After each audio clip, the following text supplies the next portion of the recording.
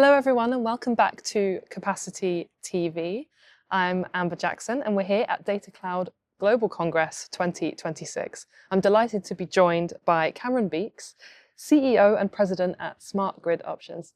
Cameron, it's great to see you. Thanks so much for joining us. Great to be on the show.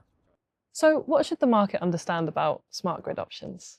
Gosh, for the last several years, Smart Grid Options has been really focused on de-risking the power scenario for the projects and turning them from theoretical projects to truly executable opportunities. So we both figure out the prime power solution, a lot of concept modeling as well as concept layouts, looking at the levelized cost of energy for each option, being product and solution agnostic on the front end and solving the power scenario, whether it's bring your own power or if it's truly grid connect. And then the other side of that coin, of course, is figuring out the supply chain for electrical equipment in particular, because that, of course, has the longest lead times. And so we have a team solely focused on looking at both domestic supply chain as well as global supply chain, understanding global logistics, tariffs, etc., as well as redundant plans of bringing equipment that's notoriously long in lead times to get to projects on time. Because as soon as the projects get greenlit with an LOI and there's commitments in place for when the tenants need to be moving in, the equipment needs to show up on time, right? So that's what our specialty is figuring out both the prime power solution as well as the electrical equipment side. Great. And I'd be really keen to get your thoughts on what the market is doing right now.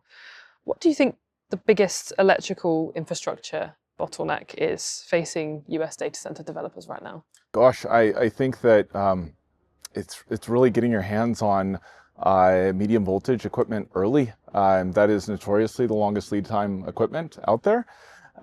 With just overabundance of opportunities and projects right now, you're seeing the major players here domestically, the lead time starting to really increase. And so we need to look at how are we as a country going to respond to that big surge in projects because everyone's fighting for the same type of equipment. And so what we're trying to do is we're trying to figure out who are the domestic partners that have availability, as well as who the global partners are that we can bring to the US with our domestic-based US engineering team to make sure that they can actually hit the schedules that a lot of these developers are committing to at the hyperscalers and neoclouds. So really it's access to electrical equipment. So why has electrical equipment become such a defining issue for that AI and data center growth? I think the focus on AI specifically, I'm going to kind of zoom in on that part of the question. I think it's simply the revenue model, right? The revenue model with an AI data center is so exhilarating is the term that I'm going to use, and everybody's racing for the same exact type of equipment. So everything required for the gray space as well as what needs to go in the substations to get these projects quite literally powered on, get the GPUs powered on. Everybody is fighting for the same type of equipment. And then on top of that, you have the reshoring, right? So the US trying to bring manufacturing back domestically. And then you have the EV surge, of course. And so a lot of the equipment that's in high demand right now is just getting even more pressure because I think largely the revenue model associated to AI. And what do you think developers are perhaps getting wrong about solving the equipment supply chain problem? Gosh, that's a good question. I think that the easiest and most obvious answer is they're perhaps waiting a little bit too long. Coming from a consulting engineering background, actually, I used to be the one that was specifying the equipment that would go on the drawings, and a lot of consulting engineers do tend to re-specify the same type of equipment over and over again, as well as working within the customer standards, right? We have a lot of respect for the customer standards. When we do that, though, we start to get complacent, assuming that that equipment is going to become available or is going to be available for the project instead of designing around what equipment is actually available. I think that if you wait too long and you wait for the procurement phase of your project and if you haven't reserved slots with a lot of the major manufacturers that have really long lead times right now, you can end up in a pickle.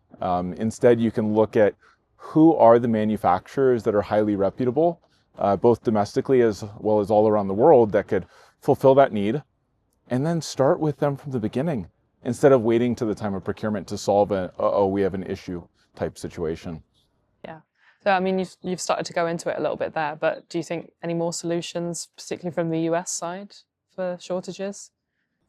Yeah, I think that there's a couple that come to mind. The first of which is that the engineers and developers should be having these conversations very early on their projects, and they should be designing and specifying equipment that is readily available instead of finding out about it during the procurement phases of projects.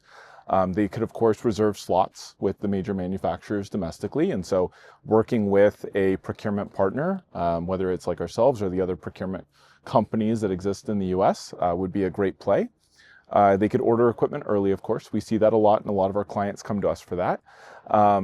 And then contract manufacturing by the major OEMs, right? International contract manufacturing. But I think that the biggest play right now, and the most opportunistic play right now, is understanding at a global supply chain perspective who provides phenomenal equipment that can meet the need, and which of those global providers are also trying to bring manufacturing to the US. Several of our global partners are tilting up factories in the US, and so we're just simply trying to share, hey, these are major companies, they're major players in this space. They are doing manufacturing here domestically, and they're ready to serve our clients. So do you think the kind of shortage issue, do you think it's a temporary thing, or is there something bigger at play? Oh, I think that it's going to be here for a while. I think that AI, the data center rush, is of course going to put strain on the supply chain around electrical equipment. But then you also have to consider the EV charging infrastructure that's going to be required, the reshoring as well, so bringing manufacturing back to the US domestically. And so heavy industrial is going to put heavy demand on equipment that would be out for the substations, as well as medium voltage distribution and low voltage distribution for that matter. As well as renewable energy sector is also going to continue to put strains on the electrical distribution market. And all of those are their own independent sectors, of course, but we haven't even talked about the utilities themselves yet. The electrical utility in the US is aging, 50, 60 plus years old. We know that the grid needs to be doubling in size over the next couple of years, and the only way to do that is to have access to this electrical equipment so that you can actually help with the utilities. So I think that this is going to be here for a while. Absolutely. So then what does speed to power mean to you? True speed to power, I think, is shifting from the theoretical optimism of my design is going to work, I'm going to be able to get access to the equipment. I think that true speed to power is shifting from that theoretical, ideological mindset, and instead having a true plan for how am I going to get equipment that is both meets the performance requirements of the equipment, meets the budgets for the projects, but most importantly meets the schedules for the project. And as I've been saying a couple of times, idealistically, you'd be able to do that as a part of the design phase. But even if it does come during the procurement phase, just simply understanding what the global supply chain can add value to your procurement profile, I think is really important. And I mean, you look at who the global manufacturing superpowers are. The US, of course, is one, but there are several international players that people need to become more familiar with in order to help with that speed to power problem. Fantastic. And obviously we're here at Data Cloud, the sun is shining. We've got a lot of developers here at the conference. What would be your message to them? I think it would be to reach out early. You know, a lot of what we do is, yes, the prime power side, yes, the electrical equipment side, but also having conversations around capital strategy.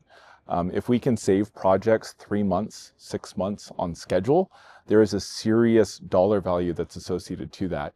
And so the quicker that they engage and include us as a part of their financial model when they are seeking capital or funding or that financial support, I think that the electrical equipment, just like we've been talking about this whole time, plays a major role in de-risking projects and giving their investors confidence that the projects are greenlit and should move forward.